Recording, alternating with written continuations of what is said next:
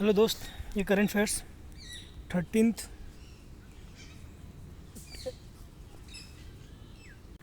Hello दोस्त, ये current affairs 13 नवंबर का है। ठीक है, इसमें 10 इम्पॉर्टेंट करंट टॉपिक्स हैं, जिसमें कि हिस्टोरिकल बैकग्राउंड है, सोशल है, सिक्योरिटी है, डिफेंस है, तो अलग अलग फील्ड्स हैं। ठीक है, तो एक इसी तरह करंट अफेयर्स है, बुद्धिस्ट एग्जीबिशन हुआ था, 3 थेमेटिक बुद्धिस्ट एग्जीबिशन। ठीक है, अगर क्वेश्चन आता है कि 3 थेमेटिक बुद्धिस्ट एग्जीबिशन कहाँ पे हुआ, तो जगह क्या है, भूटान के थिम्पू प्लेस में। कहाँ पे हुआ है? भूटान के थिम्पू जगह में। अब इसका ऑर्गेनाइजर कौन हो सकता है? ऑर्गेनाइजर कौन है? International Buddhist confederation. कौन है? IBC। ठीक है, तो IBC का फुल फॉर्म क्या है? इंटरनेशनल बुद्धिस्ट कॉन्फेडरेशन के द्वारा ये ऑर्गेनाइज किया गया था 3 थेमेटिक बुद्धिस्ट एग्जीबिशन। ओके, अब इसका जो 3 थीमेटिक बुद्धिस्ट एग्जीबिशन का 3 थीम है। कितना थीम है? 3 थीम है। ठीक है, पहला थीम क्या है? गुरु पद्मसंभा। फर्स्ट थीम है गुरु पद्मसंभा। सेकेंड थीम है सेक्रेड लिगेसी ऑफ द साक्यास।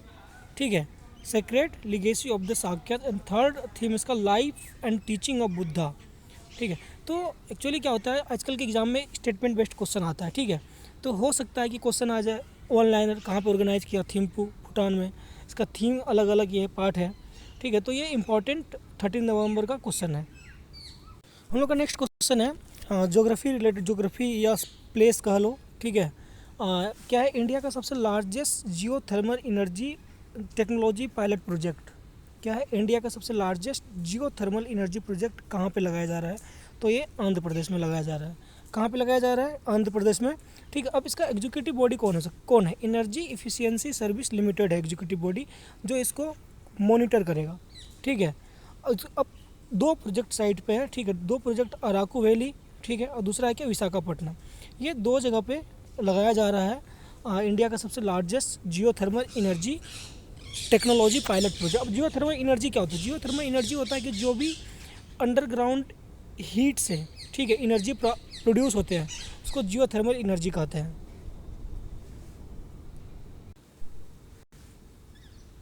हम लोग का नेक्स्ट है, एक है NCII। NCI का फुल फॉर्म है नॉन कॉन्सिक्वेल इंटीमेट इमेजनरी। क्या है? Non consensual intimate imaginary. तो इस पर एक स्टैंडर्ड ऑपरेटिंग प्रोसीड्यूर, ठीक है, इशू किया गया है। किसके द्वारा? Ministry of electronic and information technology, जिसको हम शॉर्ट फॉर्म में कहते हैं मेटेई।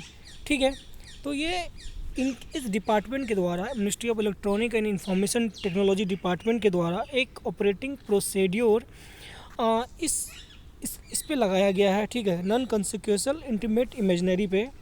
अब इसका जो है किस कंटेक्स्ट में हो सकता है? क्या ये जो prepared in compliance with the Madras high court direction, मतलब कि मद्रास हाई कोर्ट के द्वारा ये डायरेक्ट किया गया था कि आप ये ऑपरेटिंग प्रोसीड्यूर इस पर लगाओ।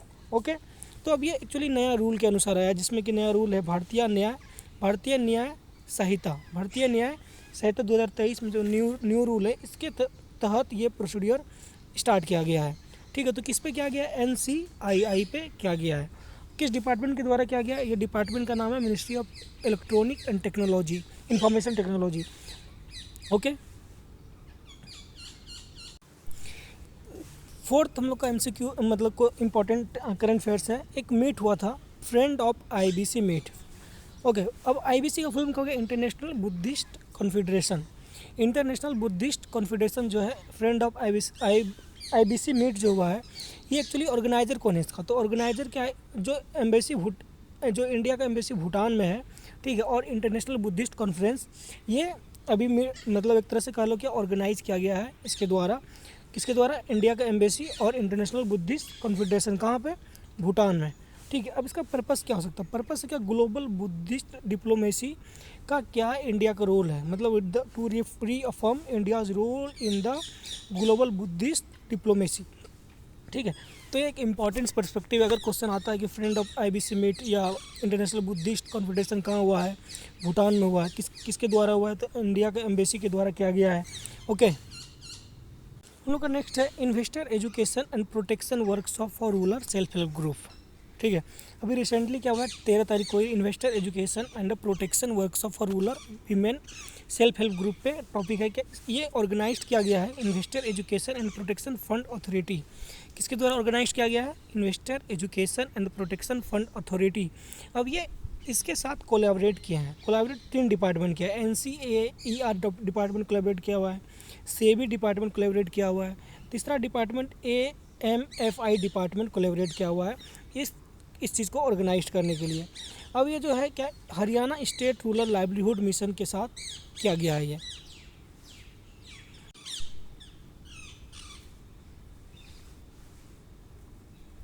इसका थीम क्या है? थीम है क्या? विकसित भारत के पाथ पर सक्षम नारी, विकसित भारत के पाथ पर सक्षम नारी।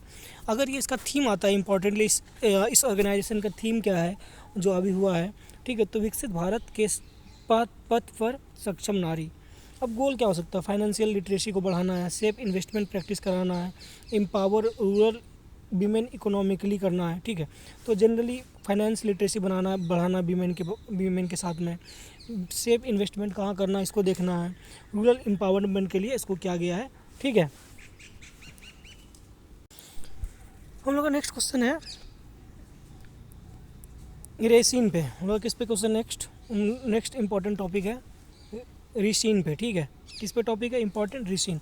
अब जो रिसिन एक्चुअली ये देखा गया है कि जो अभी जो टेररिस्ट एक्टिविटी हुआ है, ठीक है, ये टेररिस्ट एक्टिविटी में इसका भी मौजूद प्रेजेंस पाया गया है कि 3 जो अभी 5-6 डॉक्टर ये जो थे कुछ इनका रोल है, ठीक है। तो एक्चुअली ये किससे एक्सट्रैक्ट करते हैं? कस्टर बीन से एक्सट्रैक्ट करते हैं, जब इससे ऑयल को रिमूव कर लेते हैं, ठीक है।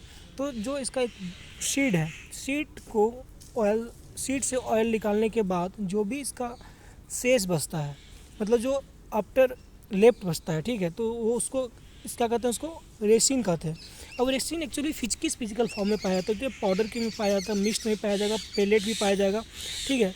और ये डिसॉल्वेबल है, मतलब सॉल्व नहीं कर, इसको सॉल्यूबल नहीं होता, ये वाटर और मिल्ड एसिड में सॉल्यूबल नहीं होता। लेकिन इसका जो ताकत है, जो पोटेंसी है, ठीक है, ये लूज़ हो सकता है जब उसको 80 डिग्री सेल्सियस के ऊपर रखते हैं, ठीक है। ये इसका जो इसमें जो केमिकल है वो ख़त्म हो सकता है, कब केमिकल ख़त्म? 80 डिग्री सेल्सियस के टेम्परेचर पे ख़त्म हो सकता है। लेकिन इसका एक ये है कि ये बहुत ही ज़्यादा पॉइजनस है। क्या ये बहुत ही ज़्यादा पॉइजनस है रेजिन, ठीक है। अब ये या तो इंजेक्ट कर लो या तो खा लो, इसके बाद ये क्या होता है, अब डेथ भी हो सकते हैं, अनकॉन्शियस हो सकते हैं, बेहोश हो सकते हैं। तो मतलब इसका टॉक्सिसिटी जो लेवल है बहुत ही हाई लेवल है टॉक्सिसिटी, ठीक है। अब इसका जो एंटीडोट है, इसका कोई भी अभी मतलब एंटीडोट मिला नहीं है। मतलब खाने के बाद अगर कुछ कंज्यूम करने के बाद बहुत कम ही चांस है आदमी का बचने के लिए। तो मेडिकल रिस्पांस क्या हो सकता है? इसका भी कोई भी नॉन एंटीडोट नहीं है। एंटीडोट क्या मतलब क्या होता है? मान लीजिए कोई केमिकल आप कंज्यूम किए हैं, आपको वजह से स्नेक काटता है, स्नेक को बाइट करने के बाद एक आपको एंटीडोट दिया जाता है कि उस स्नेक से आपको आपका लाइफ सेव किया। तो इस तरह के रेजिन कंज्यूम करने के बाद तो आपके पास कोई एंटीडोट मेडिकली उपलब्ध नहीं है। नेक्स्ट है हम लोग का साइबर भारत सेतु वर्कशॉप के बारे में। किसके बारे में? नेक्स्ट इसके बारे में साइबर भारत सेतु वर्कशॉप के बारे में, ठीक है। तो इसका नेचर क्या है? नेचर है कि national level cyber security exercise किया जाएगा। मतलब अगर क्वेश्चन आता है कि साइबर सेतु वर्कशॉप भारत सेतु किसके लिए रिलेटेड है, तो साइबर सिक्योरिटी एक्सरसाइज रिलेटेड है। और ऑर्गेनाइज़र कौन है? इसका ऑर्गेनाइज़र है Tripura directorate of information technology, ठीक है। इसके साथ जो कट है या ministry of electronic and information technology, वो भी इसके साथ में ऑर्गेनाइज किया है। और उसका एम क्या है? साइबर सिक्योरिटी को स्ट्रेंथन, मतलब बढ़ाना है। कि ऐसा नहीं कि साइबर सिक्योरिटी हमारा वो इतना कमज़ोर कि कोई भी कंट्री हम पे अटैक कर दे, ठीक है, ऐसा नहीं है। तो हमको इसके पर्पज़ से इसका एक तरह से अवेयरनेस क्रिएट करने के लिए साइबर भारत सेतु वर्कशॉप का इवेंट को ऑर्गेनाइज किया गया है त्रिपुरा डायरेक्टोरेट और ये कट मैटी के द्वारा। हम लोग का नेक्स्ट रिलेटेड है प्लेस से related, mount Kilimanjaro. Actually mount Kilimanjaro इसलिए न्यूज़ में आया, यहाँ पे ह्यूमन एक्टिविटी का इतना इम्पैक्ट हो गया है कि यहाँ पे जो इकोलॉजी है, ठीक है, इन्वायरमेंट है, इनका लॉस हो रहा है, जिसके कारण कि इकोलॉजी और इन्वायरमेंट दोनों पे ही इम्पैक्ट हो रहा है, ठीक है। तो अब क्वेश्चन आ सकता है कि माउंट किलिमंजारो कहाँ पे है? तो माउंट किलिमंजारो तंजानिया का है, ठीक है। यहाँ पे माउंटेन है, ये अफ्रीका का सबसे टॉलेस्ट माउंटेन है और ये एक तरह से डोरमेंट वोल्केनो है, ठीक है। अगर किस तरह का डोरमेंट, ये किस तरह का वोल्केनो है, डोरमेंट टाइप का वोल्केनो है, ठीक है। अब यहाँ पे एक्चुअली पाया क्या गया, ह्यूमन एक्टिविटी के कारण यहाँ पर great threat to biodiversity then climate change, मतलब जितना देखा गया कि क्लाइमेट चेंज हो रहा है उससे कहीं कहीं ज़्यादा यहाँ का बायोडाइवर्सिटी पे इम्पैक्ट पड़ रहा है, ठीक है। तो इसका रीज़न क्या है, expansion of agriculture and urban settlement के कारण हो रहा है। पॉपुलेशन ग्रोथ लोअर स्लोप्स पे ज़्यादा कर रहा है, ठीक है। जो माउंटेन, मान लो ये माउंटेन है, तो ये जो स्लोप है यहाँ पे बहुत ज़्यादा पॉपुलेशन राइज हो रहा है, ओके। तो ये न्यूज़ है। तो माउंट किलिमंजारो कहाँ पे है, तंजानिया में है। ये न्यूज़ में इसलिए आया कि बायोडाइवर्सिटी यहाँ का डिग्रेड हो रहा है, इसलिए ये न्यूज़ में है। हम लोग का नेक्स्ट क्वेश्चन है एक पर्सनालिटी के बारे में जिनका अभी रिसेंटली डेथ हुआ है। इनका नाम क्या है, एंदे सिरी। ये कहाँ की है, तेलंगाना की है। और ये रिनॉन्ड पोइट, बहुत ग्रेट पोइट या पोइट्री हैं, ठीक है। ये लिखा क्या है, इनका कंट्रीब्यूशन क्या है, जय जय तेलंगाना, ये एक लिखे हुए हैं। तो इनका डेथ हुआ है तो इनको हम लोग याद कर सकते हैं कि इनका स्टेट, ये किस स्टेट से बिलोंग करती है। तो ये स्टेट क्या है, तेलंगाना से है, ओके। तो इसी तरह ये बहुत सारे पोएट, बुक इनके द्वारा लिखा गया है। नेक्स्ट क्वेश्चन है डे एंड इवेंट पे, इंपॉर्टेंट आता है, एक नया क्वेश्चन आता है ये। तो क्या ये पब्लिक सर्विस ब्रॉडकास्टिंग डे किस पे है, पब्लिक सर्विस ब्रॉडकास्टिंग डे कब और ऑब्जर्व किया जाता है, 12 नवंबर को हर एक साल मनाया जाता है। किस मिनिस्टर के अंदर आता है, तो ये ministry of information and broadcasting के ये अंदर आता है, ठीक है। तो अगर आता है कि question public service broadcasting day कब होता है, तो 12 नवंबर, ओके। तो इस तरह हम लोग देखते हैं इसमें 10 इम्पॉर्टेंट करंट अफेयर्स है। इसके मतलब डिटेल्ड समरी दिया गया हुआ है, लोकेशंस के बारे में बताया गया हुआ है, हिस्ट्री के बारे में बताया गया है। तो ये सभी इम्पॉर्टेंट 13 नवंबर का है। प्लीज़ आप लोग पढ़िए, अच्छे से समझिए। थैंक यू, धन्यवाद।